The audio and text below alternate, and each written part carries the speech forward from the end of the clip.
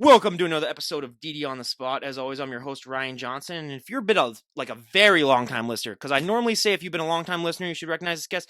If you've been here since 2019, so I mean, it's been over 3 years since we've last had her on. We have Sarah Burke back on the podcast, finally. It's been the longest. The thing was, I couldn't find your Instagram account too, so that's why I kept every couple of months, I would look and just be like, oh, is Sarah have an Instagram account or something? Because after a year, if I really like the guests, I try to get them back on, and I finally found you. So then we're having her back on, everyone. Yeah, like I said, it's been a little over 3 years, and yeah, she's on to give us an update on what she's been up to, and yeah, just talk all things health and fitness. But most importantly, like I said before, she's back on again. Sarah, thank you so much for coming back. Thank you for having me. I'm excited to be here. Absolutely. Well, I do have to depress myself very badly and ask you what's the weather like today, because I'm in Minnesota, so I can guarantee it's just as bad, if not worse, than what you're having. But I have to make the other people in warmer climates feel a little better about themselves. Actually, it's nice here today. Super nice out where we didn't even wear coats to school when the boys left this morning. It's like spring weather right now. It's 11 degrees Fahrenheit here right now, and it's going to get down to probably the low single digits tonight. So enjoy that weather. I forgot Ontario's too east. I'm stuck in the middle, so then we get all the crappy weather when it comes to the winter. So I don't want to dive too much into that because I just depress myself, and I gotta go drive to work in about an hour and a half in this weather. So I gotta at least psych myself up for that. But I mean, yeah, it's been over 3 years since we last had you on, and a lot of stuff has changed. Not just even with you, but with the world in general. I mean, what has this journey been like for you these last 3 years since we last had you on? Well, my life has changed huge, actually. Last time we spoke, I had my own fitness studio, Fierce Fitness, and I actually ended up closing down in July 2019. So pretty much a month after we talked, I closed my studio down. And I now work from home. So I still have online clients. I brought my gym here. So we train from home. And I was homeschooling my three kids for 2.5 years. So I have a 20-year-old, a 14-year-old, a 12-year-old, and an 8-year-old. So I was homeschooling the 14, the 12, and the 8-year-old. And then this September, I put them back in school. I needed a break.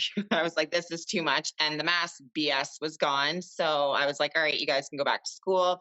So I sent them back to school, and my husband actually started a business in September because he used to work from home with me training clients. So he started a business. So he's only here once a week now. He's gone. So his commute to work is 2.5 hours.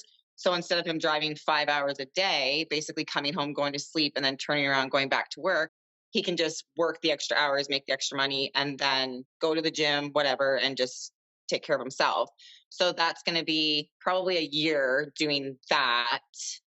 And that just started this September. So he just started his business in September, and he's already locked in for multi-million-dollar contracts. So he's going to do phenomenal. So it's a little stressful for me. I'm pretty much a single mom now and doing all the mommy duties, taking care of the 2 dogs, the 4 kids, the house, everything like that. Plus my clients, training online, doing my own workouts and my cardio, and prepping to finally, I want to win my pro card, and I'm not going to stop till I do. So that is that. I've done a couple competitions since then for sure.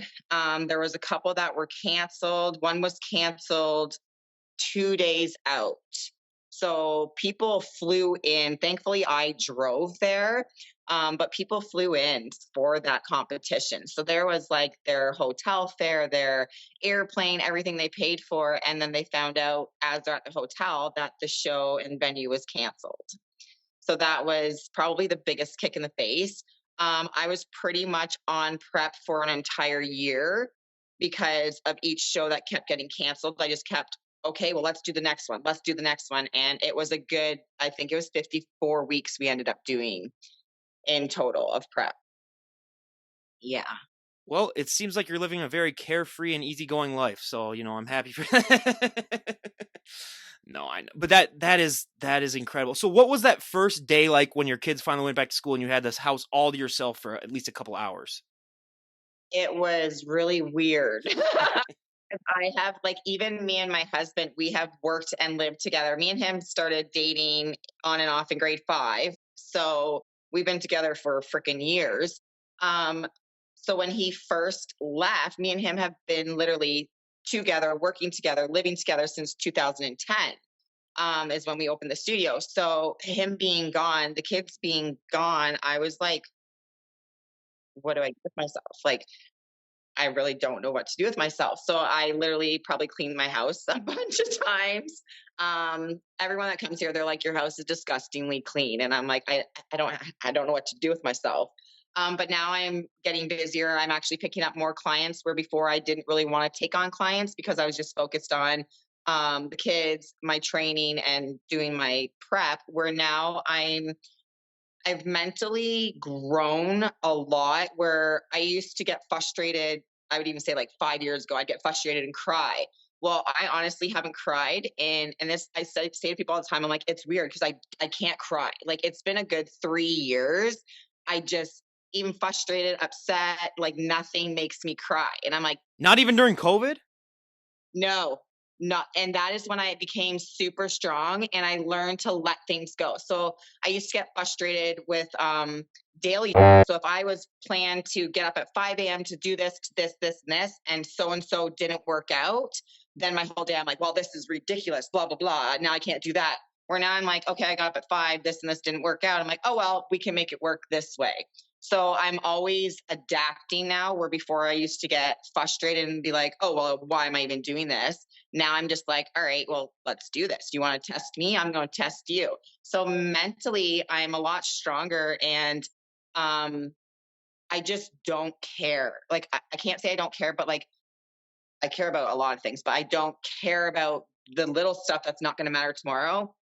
Where if I was like, oh, so and so said this about me and it's not true. And then I'm just like, what? What'd you hear about me? All right. I hope you believe it.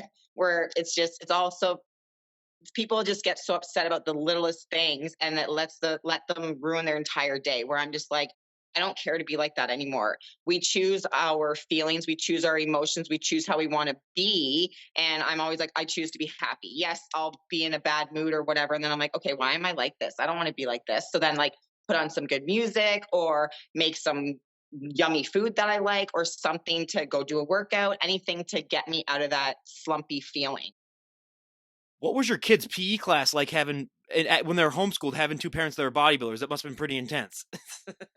My husband was in charge of their gym class, and they did fitness in the gym, absolutely. And on the nice days, they love soccer, so we take them either to the soccer park or we'd even go to the park and go play.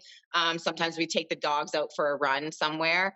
Right now, my 8-year-old is obsessed with me, and he, for the month of December, each day they have like a different theme.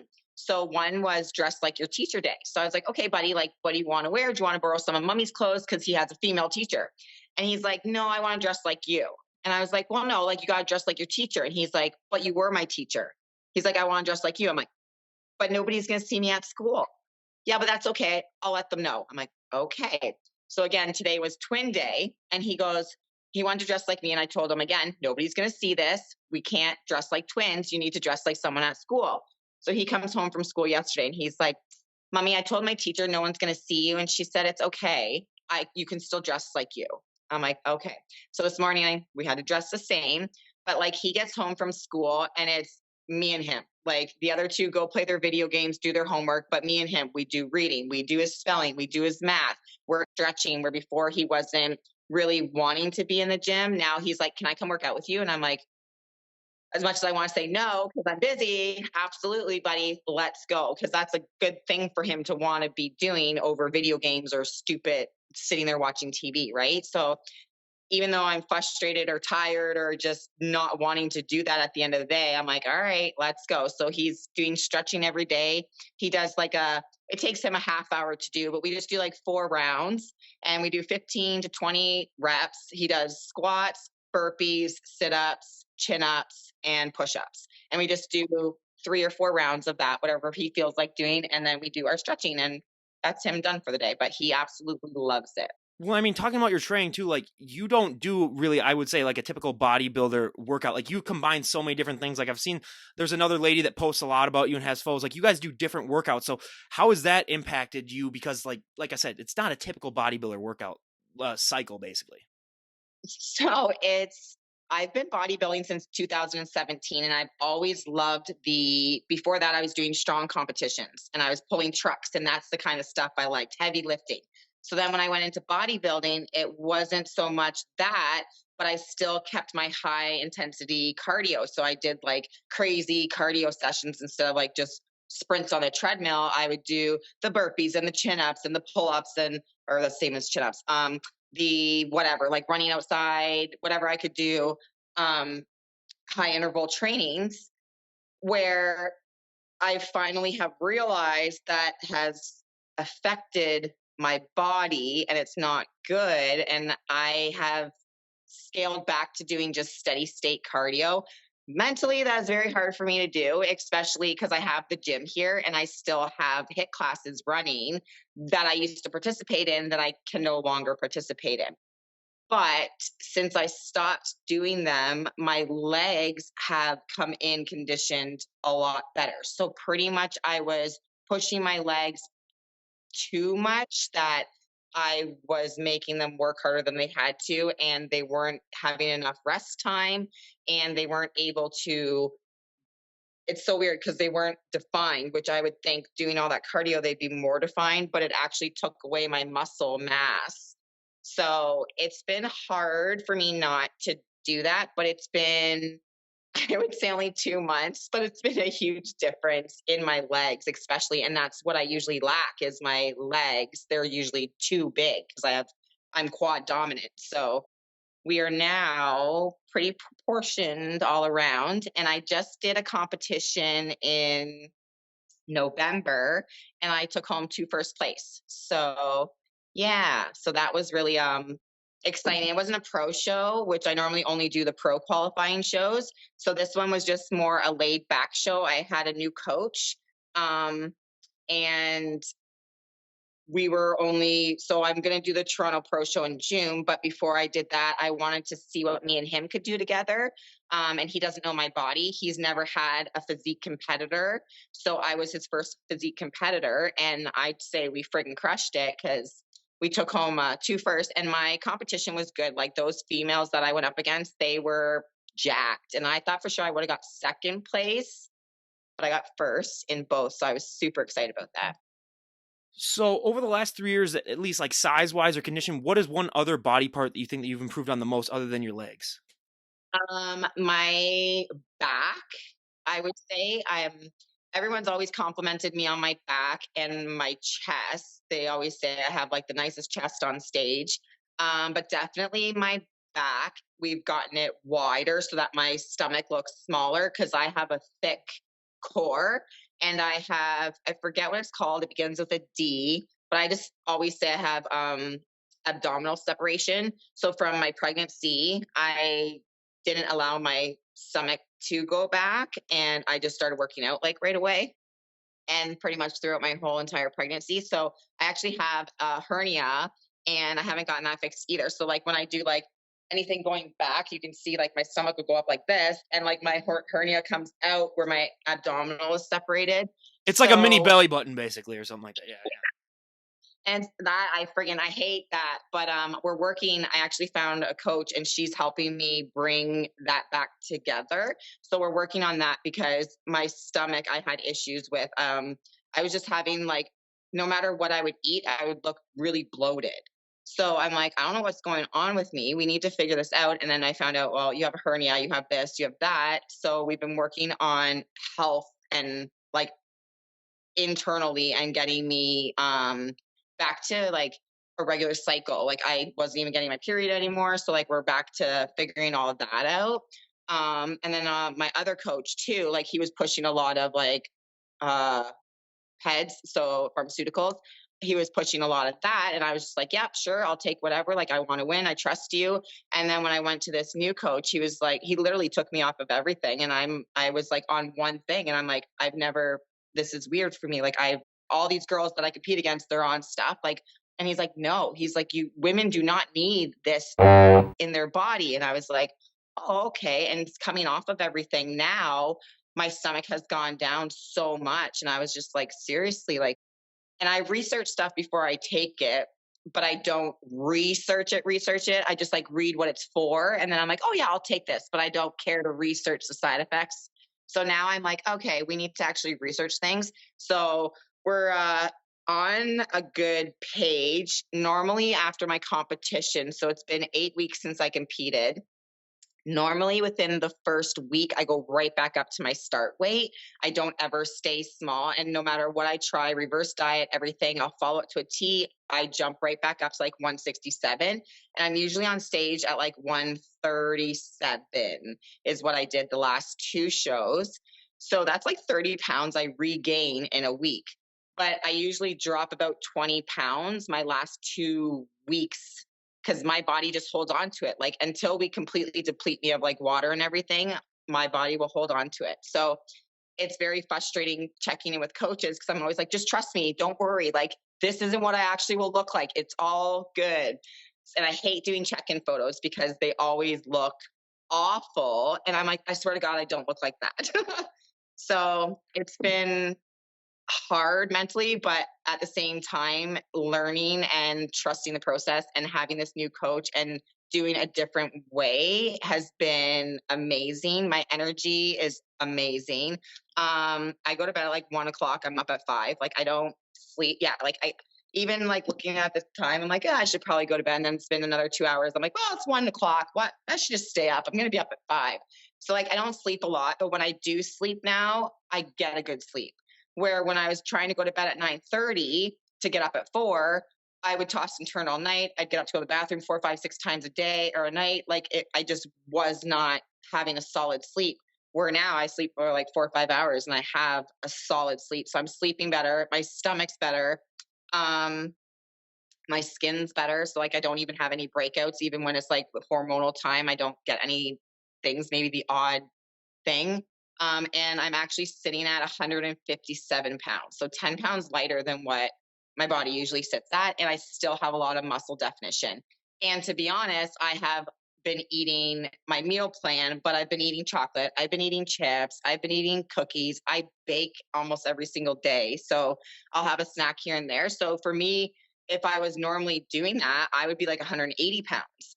And I haven't. So I'm like, well, maybe coming off of everything has helped me. But there's so many women that even I know that are emotionally messed up right now because they'll do their competition, step on stage, see the way they look, and then they gain the weight back. So we're like, yeah, let's eat some food. And it comes back very fast. But I understand that that isn't manageable. To look like that every day, you're going to feel like it might look good, but you're not going to feel good. And I try to tell people that all the time where they're like, I want to do what you do. I want to look like you. And I'm like, but I don't look like that. I only look like that when I'm competing. I'm like, I don't look like that. So it's hard for people to understand that too, right? Because it's you see yourself at your basically your fittest, your leanest, and then you got to put size on to get bigger for the next one, and then you're like mentally depressed.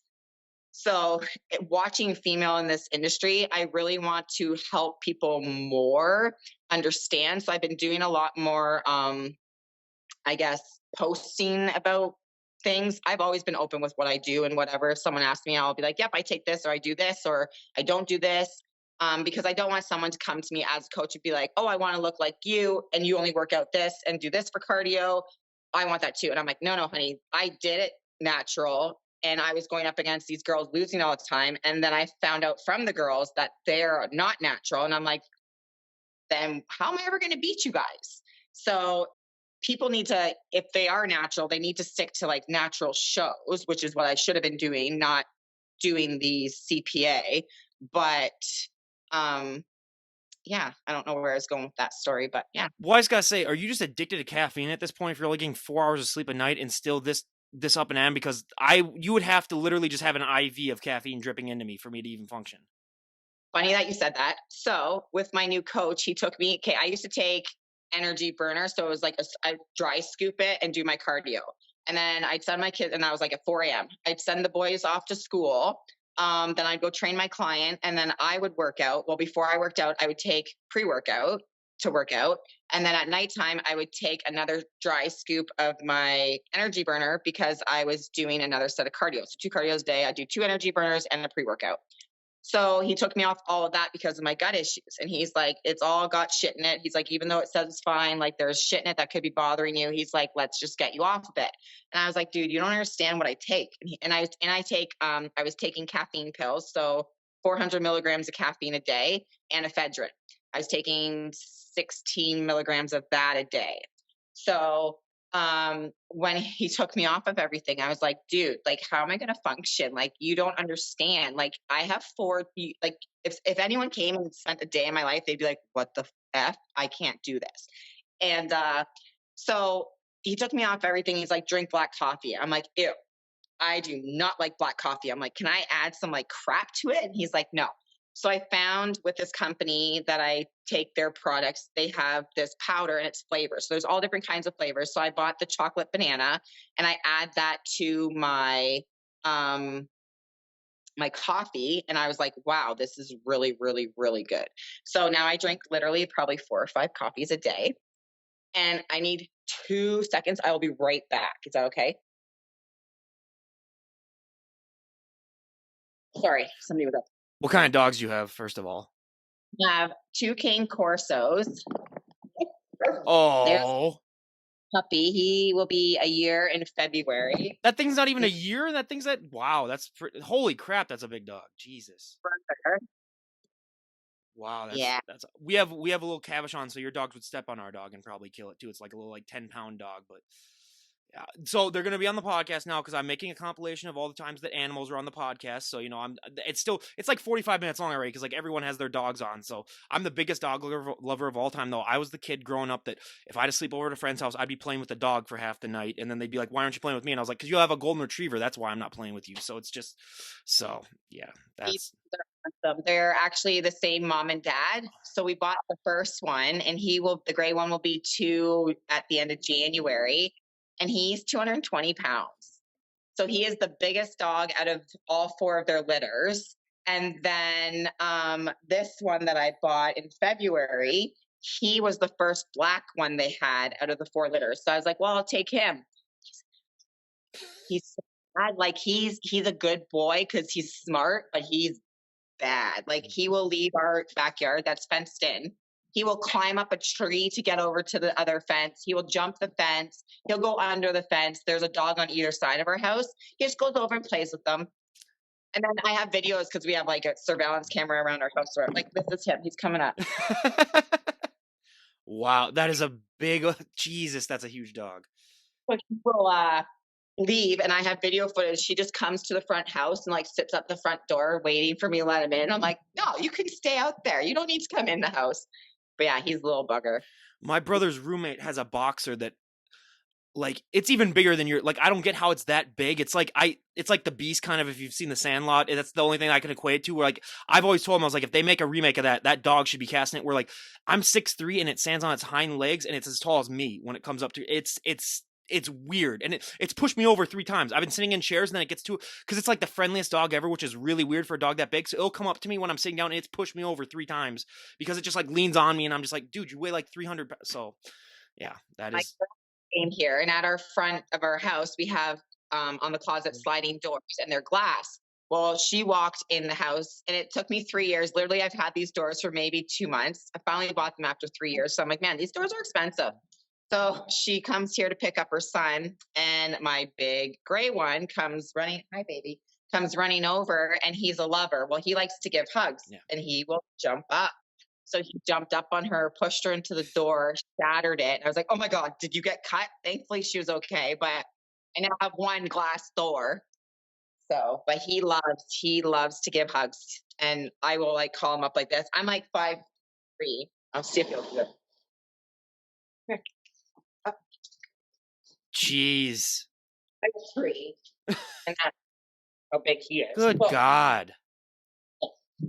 Okay. And then the black one's super jealous. Yeah. So. Yep. That's how it works. What is your food budget like just even for those things alone? Because those 2 big dogs, good God. We won't talk about food. And does not like my grocery bill. Oh, yeah. Yeah. Well, hey, yeah, that's And then I have the 4 boys, so it's not even 4 kids, it's 4 boys, so mhm. they eat. Then I have 2 boy dogs and my husband, so I'm surrounded by 7 boys. Yeah, well, like with the one dog that my brother's roommate has, I think like every once in a while they'll just give it a jar of peanut butter and that's it, and then the thing will be gone, and like that's just what they do because it's like that big. It's thing is massive. That is awesome. But we had our dog tangent there, everyone. So we had a nice little tangent there. But I mean, this is also a sport that evolves so much. It evolves year by year. It's ever changing, and we've talked. 2019 was the last time we talked. So, what have been some of the biggest changes that you think you've seen in the sport since we last had you on? Um, it was the Dang. last few competitions I've done with the females, because I talk to a lot of females. Um, a lot of them are getting frustrated with the politics in it. So I find it's been a lot more. Shh, come here. Come here. It's all right. I'll do my best to edit out. If not, everyone, you can't control dogs that big. So just, I don't want to hear any complaints from anyone. He wants outside, but if I let them out, my black one's gonna run away. Yep. So I'm like, you can stay in the house. So I found like it's catty. Get down, you. Um, and also I have followed a bunch of girls who now are pros, and they became pro, and they're kind of like, oh, I'm too good for you. You're not a pro. So I always told my husband, I'm like, I don't ever want to be that. And like, even their photos on Instagram change when they become a pro. I'm like, it's a pro, not a hoe. Why did you be like, where is this? And I was like, if I have to be that to be a pro, I want to quit right now. I said, because I have 4 kids. That's not shit I'm going to post. And I don't care to post on social media all the time to keep up with it. So like, I know there's tons of people where they're constantly posting and then they get the sponsors in that way, but I'm like, I don't post enough. I don't care to sit there and be like, oh, I got to post for you 5 times a day to be sponsored. No thanks. So I know like there's a lot of favoritism, there's a lot of politics. A couple of the competitions I did were ran very poorly. It's like they just threw it together and it was more kind of like about the money and not the athletes. So that was frustrating. The King Kong one I just did in November was probably the best, and that was not even a pro qualifying show. That was probably the best competition I've done in a long time. It was ran amazing. The only thing that made me frustrated about that was there wasn't enough women's physique, so I didn't get the overall win. So I got first in masters and first in open. Um, hey, come here. But I didn't get the overall because they. Hang on, I'm gonna let. That's all right. No problem. Please don't run away. You.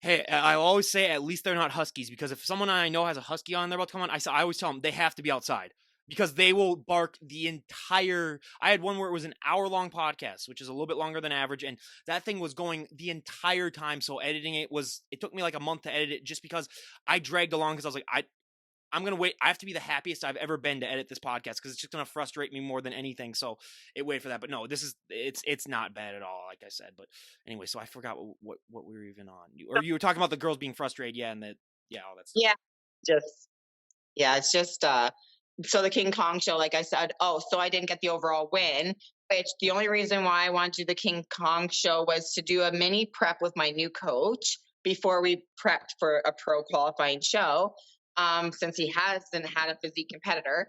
And then I wanted to win the trophy. So I don't know if you know this, but at the King Kong show, they have these big 8 trophies and they're 20 freaking pounds.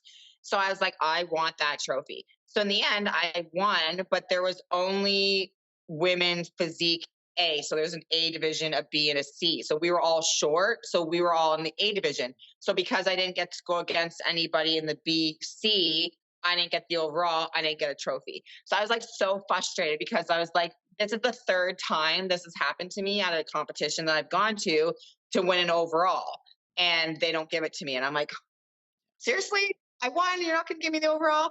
So that was a little frustrating, but it is what it is. And I'll just go back next year. Mhm. And with the type of training that you do, like we said before, it's not like normal bodybuilding training. How do you mix things up like that? Because a lot of times, like if you just train like a CrossFitter, you'll get that CrossFit body. If you train just like a bodybuilder, you get that bodybuilder body.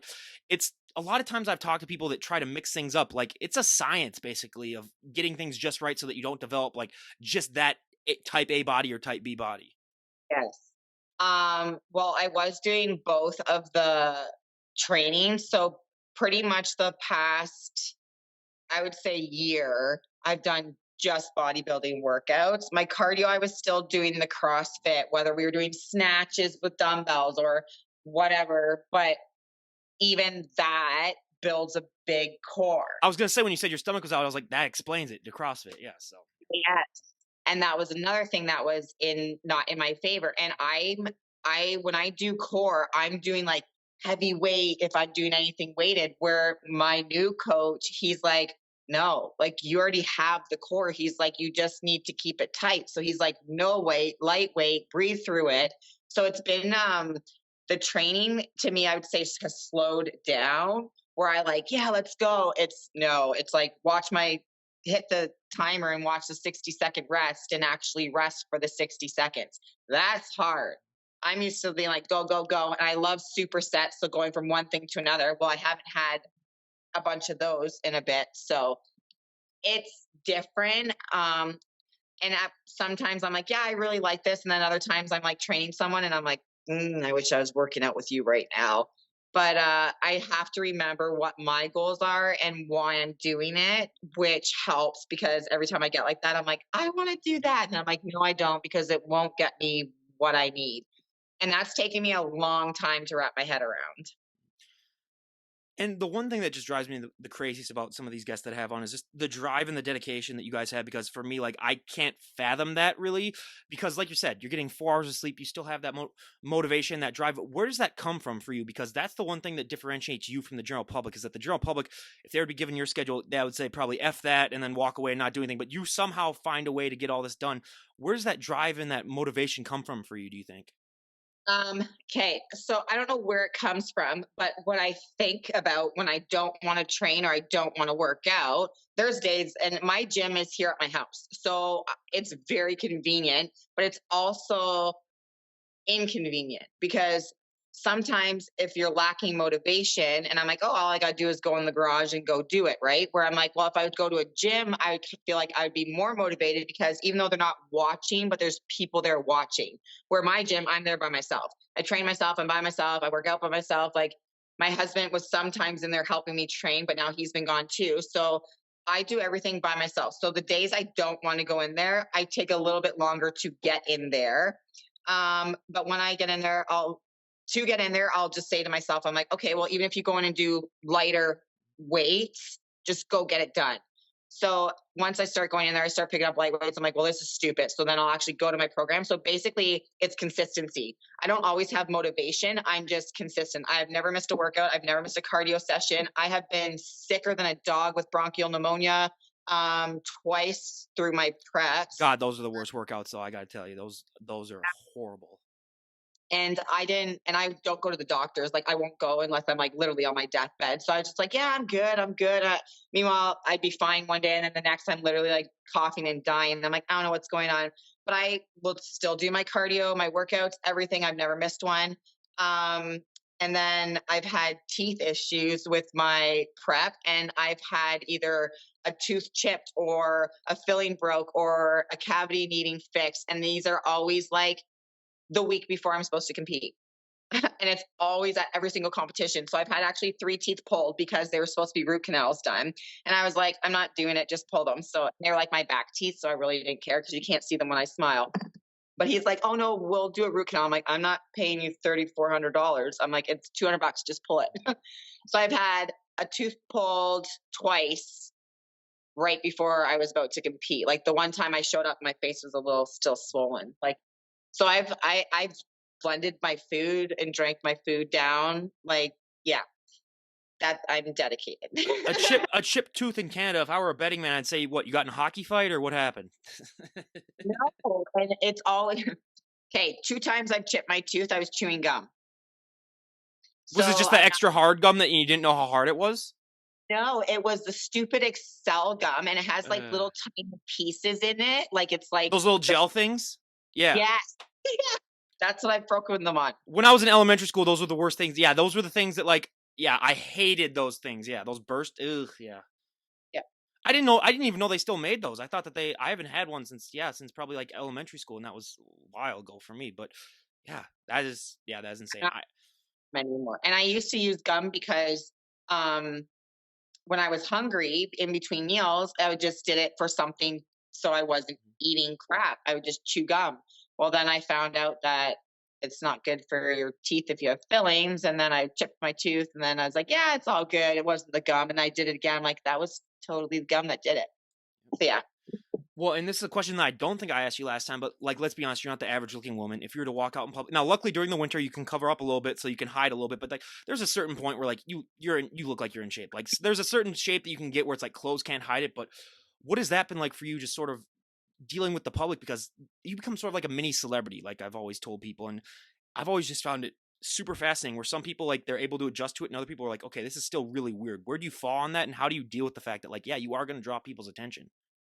Well, it's funny because I never realized, like, when I was younger, I always had social anxiety and I didn't know this, but now researching it, I'm like, wow, I had social anxiety when I was little. So I used to get sick all the time when it was anyone's birthday or my own birthday and people were coming over. I suffered from migraines. I would have really bad tummy aches out of nowhere. So now, like, learning all this, those are all symptoms of anxiety in children. So I was like, oh, well, maybe I had anxiety. And then even having the studio, I always felt sick to my stomach walking in the door, even though I'm like, what the hell? Like, I want to be here. I love this. So I didn't understand what was going on with me. So now I realized it's social anxiety. And that because I used to sometimes, like, I would just sit in my car and I'm like, I don't even want to go in there. Like, what is going on with me? So learning that. And another thing with bodybuilding is I hate being the center of attention. I hate people looking at me. And I used to hate my body. So when my husband suggested bodybuilding, I was like, there's no chance I'm standing in front of people half naked to be judged on my body. No effing way. And when we did the first one, I became super addicted. I still don't like people looking at me. I usually walk like with my head down because we live in a small town and everyone knows me from having the studio here. And they also know me from bodybuilding, or they don't know me. And like you said, I'm jacked. So then they're like, wow, this chick's jacked. Pretty much anywhere and everywhere we go, somebody will say something where now I will acknowledge it and say thank you because I do know how hard I work and it is an art and it is beautiful. Where before I used to be like, yeah, like I know I'm muscular, I'm manly, don't look at me. Where I don't think I'm manly looking. I don't think even the women I look at, some of them are manly looking, but at the same time, I'm like, you're beautiful. Like, so it's a very You have to get to like the top tier of like the bodybuilding and the physique compares where it starts to get a little gray. That's all I'll say about that. But yeah, yeah. and it's funny because every time I get off stage, I'll have people come to me. They're like, wow, you were like the prettiest on stage. You should have won. I'm like, we don't get points for looks. But Your makeup and your hair does help though, because like if you were to go on like that, I mean, I don't know how many points they would give you, or just being like, did she just wake up basically or something like that? Yeah, so yeah. mom, That's the thing that I've always thought was so funny about the women's side, where it's like the men, they don't really have to get makeup on, they don't have to like do anything, but like the women, it's like part of it is a little bit of a beauty pageant. Now it's a very small percentage, but like with the men, it's not so much really. So I've always found that interesting too. yeah, they actually started now doing men's makeup Oh, they did? for, yes, they now do makeup for men. I don't know if it was like after COVID they started it or whatever, but yeah, they do for some men makeup now. Wow. Well, I might have to see a picture and see what that looks like for the final result, because that's interesting just for me, Yeah, enough as it is. So yeah, that that is. that be the part I hated the most about competing was getting the tan, the spray Mhm. tan. It's so cold. And I hated doing like getting my makeup done Mhm. because after getting your tan, you're so cold. Then you go into this room where they have all these lights and it's so hot in there and like you're depleted, right? So Mhm. I'd always feel like garbage. I'm like, am I going to pass out? And I was always worried because I've seen girls literally take out tables, pass out, be taken out on an ambulance. So I'm like always worried that once I start feeling sick. Well, now, my coach I just had, I'm still really good with him and his wife. Well, his wife does tan and makeup. Mhm. So I do my tan and makeup with her. So it's just me and her in a room. It's very personable. It's very relaxing. If I'm too hot, she puts the fan on. If I'm too cold, she shuts it off. So it's very geared towards me as an athlete. And she has taken the stress out of my competitions because that was basically the only thing left that I stressed about was my tan. And I would literally go for a tan. They'd spray me once and I'd be sitting there for almost like 20 to 40 minutes because my tan would never dry. Then they'd spray me again and I'd end up getting 4 coats. Like I'd be in there for over an hour. I pretty much seen every freaking competitor girl. And I'm just like, hey, yep, I'm still here. And I was always the one. And they're like, they laugh at me. They're like, I don't understand what's wrong with you and your skin. I'm like, I don't understand either, but I don't want to stand here naked anymore. Like, this is ridiculous. So going to this lady who I go to now, my tan's dry in like 5 minutes. I'm like, what? So I don't know if it was because my anxiety, I was so nervous that my body was shivering that I couldn't allow it to absorb or whatever. But it was a very stressful part. And that would always make me not want to do the competition. So I'm like, oh, I gotta get my spray tan and my makeup on. Well, And at least you don't have this pure Norwegian white skin where I would have to go in a week early just to start getting spray tan and like every six. Yeah, so yeah, she understands a little bit where it's like sometimes you just that's why I've always said the best part is like if you look really in shape and really jacked with this type of skin color, then you know you're gonna do just fine because like it's hard to hide any flaws when you're that pale where it's so yeah, that's the I'm only pretty much I get called Casper because I'm always like I'm pretty much see through, transparent. I mean, I blend in with the snow nice, so if I ever need it for camouflage, if anything ever happens, I just need to wear all white, and then you know I'll be good. So, Nobody can see you. yep. There is that. But I mean, posing is also something that changes all the time too. How have you changed up your posing routine? Mm.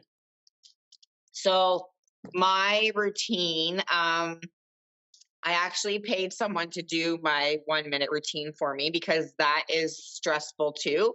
So I will go to the one girl I got my routine done. She's actually won for best poser a bunch of times at competitions. So I went to her for my routine. I learned it. And then what I do is just keep practicing it or whatever, right? I don't usually go to people for posing unless like my coach is hosting a posing class or whatever. Um, Through feedback through judges, I've never had an issue that my posing was an issue. It was more I had weak glutes and hamstrings. So that was always my feedback. My posing, I used to a long, long time ago when I first started, I'd go to Mindy O'Brien every week for posing classes, but I haven't been to an actual coach for posing since probably 2019. I just do it all by myself. And people tell me all the time, they're like, wow, you pose so beautifully. Your posing's awesome. And I'm just like, thanks. So I used to teach posing classes, and I had 3 girls that I was training to put on stage. And I love like teaching people how to pose. Like that is probably my favorite thing to do over bodybuilding and like training people. I would rather train someone posing because I can like see what they're doing and what they're not doing. And I have a good way of explaining things. So like for me, I always had a problem opening up my lats. And then I would just watch certain coaches and listen to their tips. So the one said, pretend like you're doing a side lateral lift. And I was like, oh my God. So like that little stupid comment taught me how to be able to open up my lats.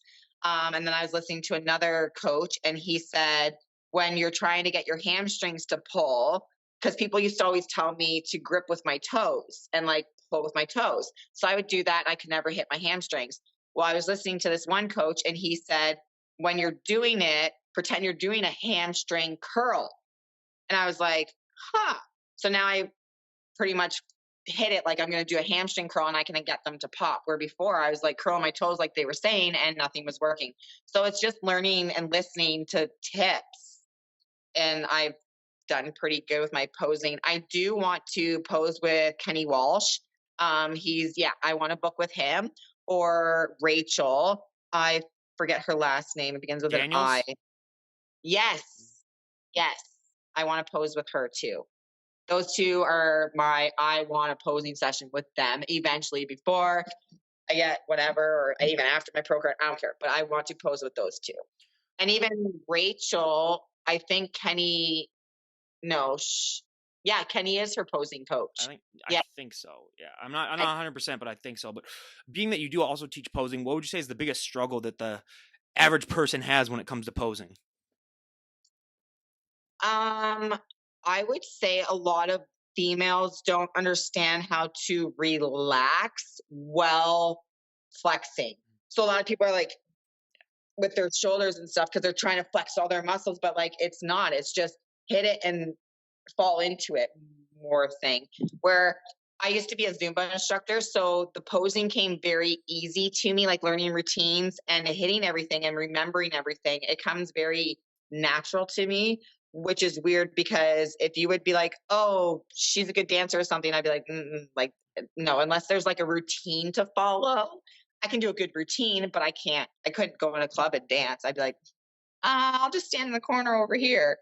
So with the posing, I would probably think the hamstrings is a hard pose for people to hit, and the back pose where they open up their lats. Most people can hit it from the front, but they can't hit it from the back, which is retarded because it's literally the exact same pose. You're just facing another way.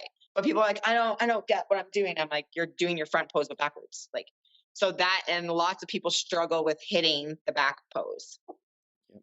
Yeah. That's one that I've heard a lot too as well. And I mean, these are the two same questions that I asked you last time, but I ask this every single time I have a guest back on is, if someone were to walk up to you and say, Sarah, we made the decision, you can change one thing about the sport of bodybuilding and everyone would go along with it, what would be one thing that you'd like to see changed? I would like them to post what they're looking for when you go to compete.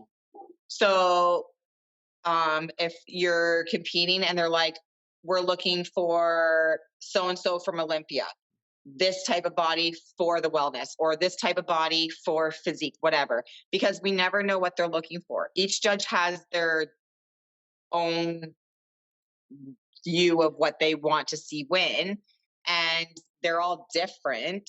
So if you're going to the one competition and say Rudy's judging and he's looking for this, and then you go to the next one and then Tammy's judging but she's looking for this, well, I just went off of what Rudy said for the last competition. I brought that this competition, but now we're not looking for that, we're looking for something else.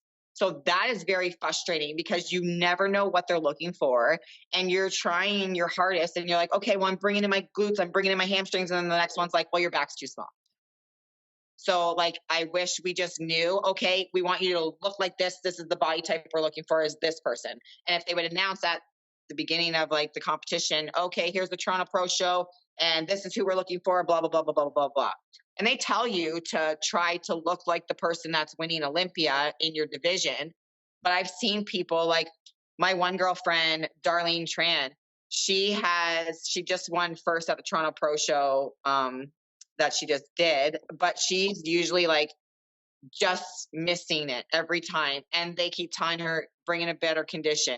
If you know who I'm talking about, or if you've seen this chick, you'd be like, how can you get more conditioned? Like, this girl does not eat a chocolate chip like I will. She does not eat a chip. She does not, like, she sticks to the plan. Like, I will too, like when I'm closer to my prep, but like in my off season, I'm like, yeah, I eat my plan and I enjoy life.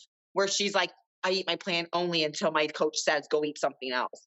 So she, like, for me to watch her step on stage and the stuff she put herself through, like she walked up, the one she just won, she was up there with like pretty much a busted knee. Her knee was so bad she was barely able to walk. When I helped to help her put her shoes on, I had to take her shoes off for her. Like, she couldn't even, it was bad. Like, I don't know how she managed to stand on that stage. Her knee was so messed up, and she took home first place. And like, that's so frustrating because that girl basically did blood, sweat, and tears, and you're still telling her she's not conditioned enough. She's going to end up killing herself to get to the conditioning level you want her to do. Like, so that's another thing too that pisses me off is the way they give you your feedback. And then the girls will be like, oh, well, I have to do this. And I'm like, well, no, like, don't do that because you're pretty much going to make yourself sick. Like, and I've seen girls work themselves sick, like, and I won't do that. I'm like, no, I'm good. And I feel amazing eating clean, doing bodybuilding. I do realize like if I eat off my plan, so whenever I would get like a refeed meal or a cheat meal, I would only go have like a healthy burger with a lettuce bun and sweet potato fries, where people are eating like pizza and pasta. And I'm like, oh, like I literally can't eat that because my body feels like garbage the next day. So it's it's a learning process, I guess, but Absolutely. Yeah. I've also had a problem too with them, pushing such an extreme look that it's like, yeah, these people are going to end up, either killing themselves or just dying because the human body can only do so much. And I think they're trying to find out what the limit is. And it's like, well, when you're trying to find the limit of something, bad things are going to happen because it's the limit. So, especially right now since COVID, yeah. all these builders and athletes just magically dying, Hmm. like, or randomly dying, like, Yeah. and on top of all the vaccine crap Hmm. and then the stuff they take, there are lots of Yeah. athletes just dropping, like, so I'm like, thankfully, I don't have any of that in Hmm. my body. It's like, Yeah. "F you guys, I own my own business. I don't need to get Yep. coached for no," but, Yep. it's scary. Hmm. And I mean, this is also a question. If when we do have you on a year from now, because I'd love to talk to you in a year, where would you like to be at in your bodybuilding? Where would you like to be at in your overall life? What are some goals that you'd like to have achieved? Okay, well, the beginning of this year, we were actually had our house up for sale and we were moving to New Brunswick.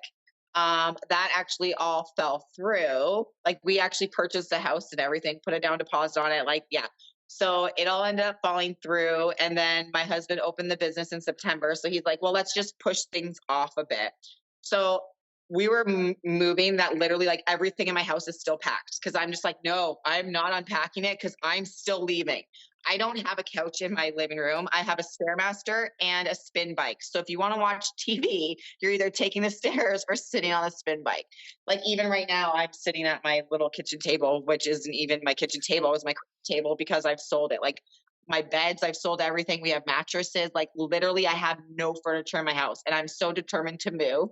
And my husband's like, "Babe, I just opened a business." I'm like, "I'm moving." Like, I will see you when you get there. I'm moving. So I hope to be in a new home, um, surrounded by forest and nature. Like we're pretty much country where we are now, but I still have neighbors and like I love my neighbors, but they're still neighbors. I want to be in the forest. Um, and I definitely would like to have more online clients. So I'm trying to push that more because I really want to help people, not just for bodybuilding, but like mentally and physically help somebody. I don't want, because a lot of women will be like, oh, I want to lose 20 pounds. I'm going on a vacation.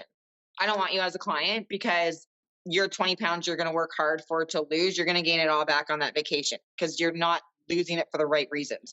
So I pick and choose definitely who I want to have as clients, which makes it a lot easier to coach because everyone I take on has a goal and wants to achieve something.